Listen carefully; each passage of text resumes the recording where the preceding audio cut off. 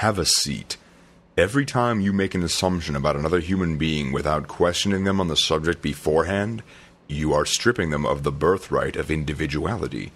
This is something you would rather not have happen to you, so I often wonder how we as people can see fit to do it so frequently to others. Now, you're not unique straight out of the womb, but it's what you do from then on which makes you unique. We, as people, will be faced with a series of decisions during our lifetimes, and whether you like it or not, these are what dictate who we are. One of the most important things which any human being can come to understand is this.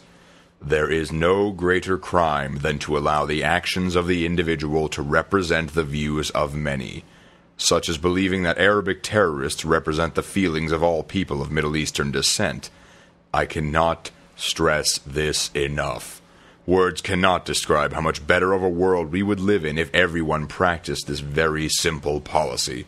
But again, this is about you and why you need to remember this fact before drawing conclusions about your fellow human beings.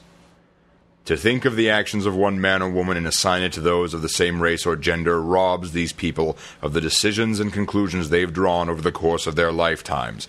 It robs them of their own voice, their own opinions, and their own perspective, one which very likely differs greatly from those around them. We as people are most guilty of this when it comes to gender. So often do we dismiss, ridicule, or outright chastise the sex opposite our own based upon the actions of a lone woman or man. I myself have taken numerous steps my entire life to differentiate myself from other men.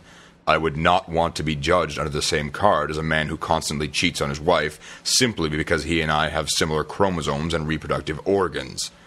Assumption can even work both ways by means of infatuation and projecting.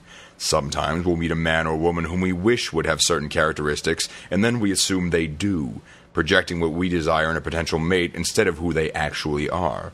Again, this is wrong and guarantees problems in any relationship which starts under this false pretense.